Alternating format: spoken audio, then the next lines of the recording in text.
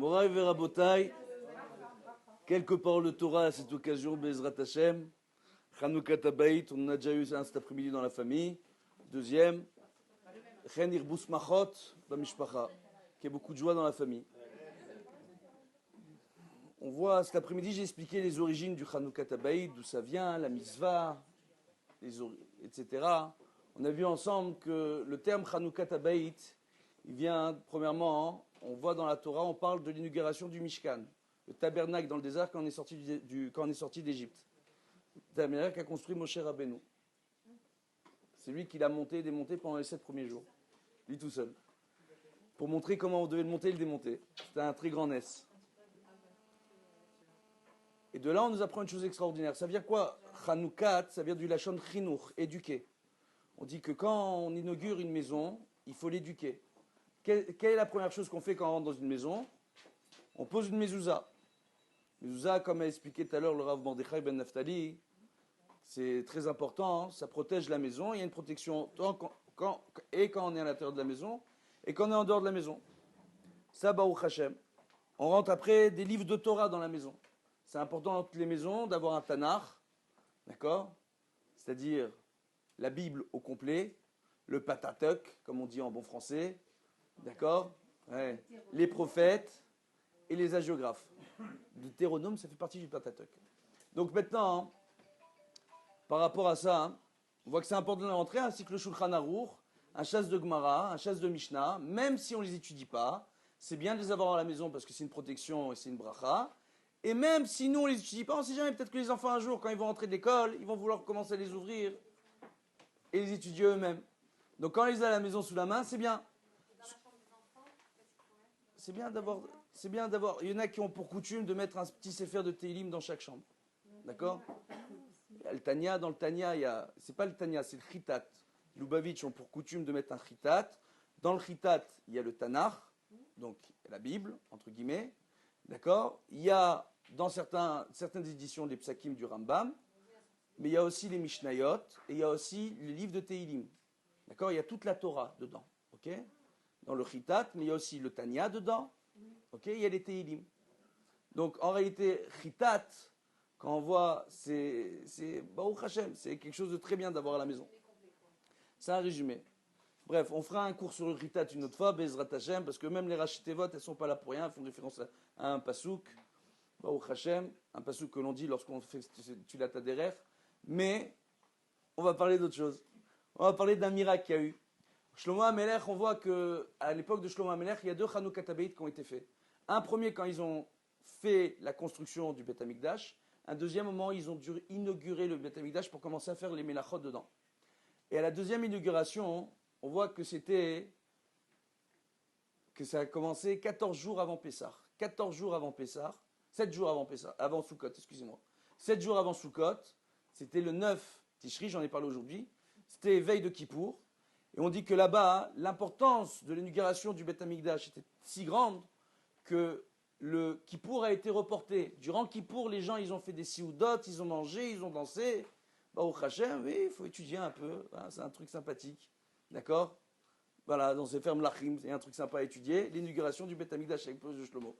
Et on voit là-bas hein, que ça a été Doché Yom Kippour. On a repoussé Yom Kippour pour l'importance du Beth Amikdash. Kadosh Baruch Hu, il descend parmi le clan d'Israël. Premier temple en Israël. Oh, quel simcha. Et on dit là-bas, la simcha était tellement grande qu'elle a duré pendant 7 jours. Donc elle a commencé le 9, le lendemain c'était le 10 Tishri, Kippour. Ils ont commencé la simcha jusqu'au premier jour de Sukkot, le 15 du mois de Tishri. Et ils ont continué la simcha après avec Sukkot, du 15, c'est-à-dire du 15 Tishri jusqu'à la fin de Sukkot, jusqu'à Shmini Atzeret. Et à Shmini Atzeret, Shlomo a dit, maintenant ça y est, on a terminé la simcha. Deux choses. On dit, pour première question, on pose la question, pourquoi Shlomo a fait l'inauguration du Beth Amikdash qui a duré 2 jours, sur le modèle du Beth Amikdash, l'inauguration qu'a fait Moshe Rabbeinu. Pendant 7 jours, il a monté tout seul, monté et démonté le Beth Amikdash. Après, quand ils ont dû inaugurer le Mishkan dans le désert, excusez-moi, ils ont repris encore 7 jours. 7 et 7, 14 jours. Shlomo HaMelech, il a voulu faire la même chose, mais il a dit on va pas mélanger les smachot. Il y a une halakha qui dit que quand on a 2 joies, 2 fêtes, il ne faut pas faire une chavila. Il ne faut pas faire les 2 joies tout mélanger. Quand quelqu'un dans sa famille, il a une brit mila, il a une bar mitzvah, On ne va pas faire le même endroit et la Brit Mila et la Bar Mitzvah. C'est pas bien. Chaque simcha, elle rapporte sa bracha, on ne mélange pas les smachot. Donc on ne fait pas chavilot, on ne fait pas des paquets, d'accord, des colis groupés pour les smachot. Donc ça, c'est une première halakha que Shlomo HaMelech a enseigné à tout le Klal Israël, d'accord, qu'il a remis au goût du jour. Et il y a le deuxième point qu'il y a, c'est qu'en réalité, quand on nous parle du Mishkan, on dit c'est quoi Chanukah Tabayit? On dit Akadosh Baruch Hu, lorsqu'il a créé le monde, il a créé le monde pendant 6 jours. Et le 7e jour, Akadosh Baruch Hu, il a fait Shabbat. Akadosh Baruch Hu, il a fait Shabbat et il a interdit au Klal Israël de faire les 39 travaux qui servent à la construction du Mishkan et du Beth Amikdash. Beaucoup de gens me disent quel rapport entre la construction du Mishkan, du Beth Amikdash et la création du monde? Réponse ce soir. Attention, vous écoutez, ça vaut beaucoup d'argent ce que je vais vous dire, $1 million, à l'aise. Sortez les chèques. Maintenant, qu'est-ce qu'on voit? On voit qu'il y a une chose qui est extraordinaire. En réalité, on dit que Akadosh Baruch Hu, en réalité, quand il a créé le monde, il a créé une maison dans laquelle il devait résider avec nous. Adam et Ève voyaient Akadosh Baruch Hu. Ils étaient proches de lui, lui parlaient. Dieu résidait dans ce monde avec nous. Maintenant, qu'est-ce qu'on voit? On voit une chose extraordinaire, qu'il a dû faire au bout de 6 jours qu'il a construit la maison. On dit que quand on construit la maison, on doit faire Chanukah Tabayit, mais quand on l'inaugure, on doit faire Chanukah Tabayit. Akadosh Baruch Hu, il dit un jour complet, je fais rien. J'inaugure cette maison, la création. Et on a vu cet après-midi qu'il y a 2 mitzvot. Il y a Ishuv Haaretz, habiter sur la terre d'Israël, c'est une très grande mitzvah de la Torah. Mais il y a aussi une autre mitzvah qui est Ishuv Haolam, habiter dans ce monde, afin de sanctifier le nom de l'Éternel dans ce monde, qui concerne chaque créature de ce monde, les juifs et les non-juifs. On est là pour sanctifier la parole d'Akadosh Baruch Hu. Les non-juifs avec les 7 lois de Noah, d'accord, les lois noaïdes, comme ça on dit en français, les lois de Noé, d'accord, et les Bnei Israël avec tous les commandements de la Torah. Et on voit en réalité qu'Akadosh Baruch Hu, il a fait cette chose-là. Que Moshe Rabbeinu, quand il a fait l'inauguration du Mishkan, c'était une création dans la création. C'est de venir créer un nouveau lien entre Dieu et la création. Le Mishkan ainsi que le Beth Amikdash étaient ouverts à tous. Sur le mont du Temple, toutes les nations avaient pour habitude de venir apporter des sacrifices par nation. Pour chaque nation, les non-juifs rentraient dans le Beth Amikdash, rapportaient leurs korbanot aux Kohanim, leurs sacrifices aux prêtres, et les prêtres sacrifiaient les korbanot, les sacrifices des nations du monde. Oh, parce que c'est une création dans la création. Ce qui veut dire qu'après, quand Akadosh Baruch Hu, il dit au moment de l'inauguration du Mishkan, il dit à Moshe Rabbeinu, V'shachanti betocham, et je résiderai parmi eux.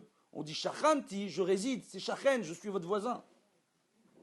Oh, ça veut dire quoi? Que je suis proche de vous. Je veux résider parmi vous.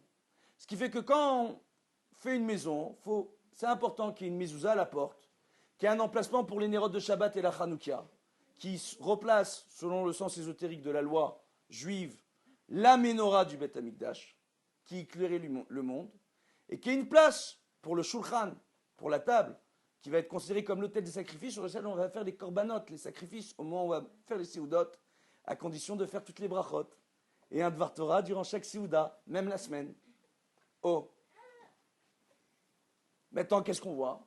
On voit qu'à partir du moment où c'est fait, la maison dans laquelle on réside devient un Mishkan, devient un Beth Amikdash.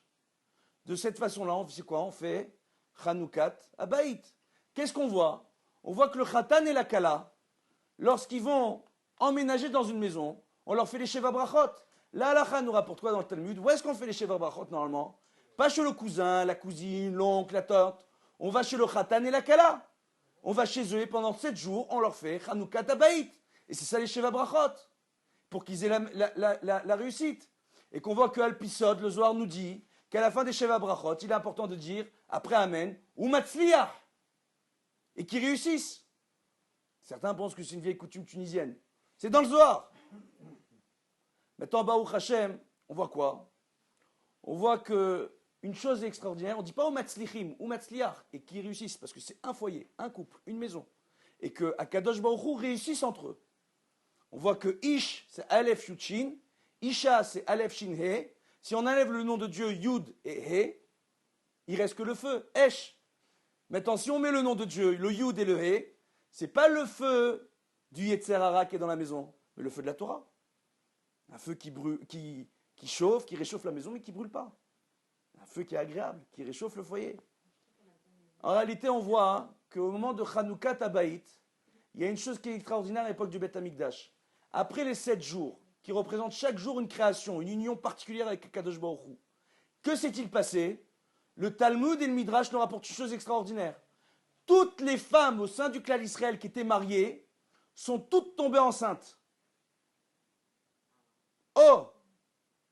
À la fin de Shmini Atzeret, Shlomo HaMelech renvoie tous les Bnei Israël à la maison. Il leur dit maintenant, vous rentrez et vous célébrez le Chanukah Tabaït du Beth Amikdash. Chacun dans votre maison, vous faites maintenant un Chanukah Tabaït et vous vous unissez avec votre femme. Vous faites une grande siyuda pour remercier Akadosh Baruch Hu parce qu'on a le Beth Amikdash maintenant. Et quand ils ont remercié, les hommes ont pu miraculeusement tous aller avec leurs femmes. Il n'y en avait pas une seule qui était indisposée. Et Baruch Hashem, le même soir, toutes les femmes d'Israël de n'importe quel âge sont toutes tombées enceintes. Et vous savez ce qui s'est passé? Elles ont toutes eu un petit garçon. Oh! Baruch Hashem. Elles ont toutes eu un petit garçon. C'est pas embêtant, vu que les garçons, normalement, comme ils sont moins matures, ils doivent épouser des femmes plus jeunes qu'eux. Donc c'est pas un problème, il y avait ce qu'il faut. Baruch Hashem. Donc qu'est-ce qui s'est passé? Il s'est passé en réalité qu'on voit une chose qui est extraordinaire. Le Yesod, la base même du Chanukah Baït.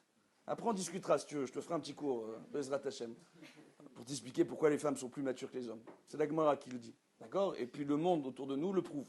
Maintenant, Baruch Hashem, je peux t'assurer qu'à ton âge, je pensais comme toi. J'ai eu des garçons, j'ai eu une fille. Je me suis rendu compte de la supériorité des femmes par rapport aux hommes avec ma fille par rapport à mes fils. Baruch Hashem. Maintenant, on voit quoi? On voit une chose qui est extraordinaire. La chose qui est extraordinaire, on voit que le Yesod, la base même du Chanukah Tabaït, c'est le Chinour. Si on inaugure une maison, c'est pour éduquer la maison. Qui on éduque dans la maison? La femme, elle doit éduquer son mari. Le mari doit éduquer sa femme. Mais le mari et la femme ensemble, ils doivent éduquer les enfants. Donc quand on a les bonnes kavanot, Bezrat Hashem, et que Dieu fasse que dans cette maison, tous les participants ici aient les bonnes kavanot, Bezrat Hashem, on voit des enfants grandir dans la maison. Et dans le Derech HaTorah, Bezrat Hashem. Et c'est une grande ségoula de faire le Chanukah Tabaït comme mon maître, le Rav Mordechai Eliyahu, Zecher Tzadik Vekadosh Livracha, ancien grand rabbin d'Israël, d'accord, nous le rapporte. Il dit que Chanukah Tabaït, c'est une façon de remercier Akadosh Baruch Hu pour ce qu'on a dans ce monde. Et que c'est ça la mitzvah la plus importante. Pour tout ce qu'on a dans ce monde, remercier Akadosh Baruch Hu. Pour le bien, comme pour le mal. Mais Bezrat Hashem, quand on fait Chanukah Tabaït, on le remercie pour la maison que Dieu nous donne. Pour le foyer que Dieu nous donne. Pour la femme, le mari qu'elle lui a donné. Pour le mari, la femme qu'elle lui a donné. Et Bezrat Hashem, pour les enfants que Dieu donne. Et donnera. Bezrat Hashem. Et qu'on voit dans cette maison grandir de nombreux enfants, Bezrat Hashem. Dans ce foyer, Bezrat Hashem, que ici, les époux, Bezrat Hashem, ils méritent, qui décident de rester en France ou de venir en Israël, de monter un foyer cachère dans le Derech HaTorah, Bezrat Hashem, et d'avoir de nombreux enfants, des garçons et des filles, qui soient tous des justes de la Torah, et que par leur mérite, on voit Pnei HaMashiach dans notre génération, le visage de Mashiach, et qu'on ait la Géoula, Bimhera Be'emenu, Amen Ken Yiratzon.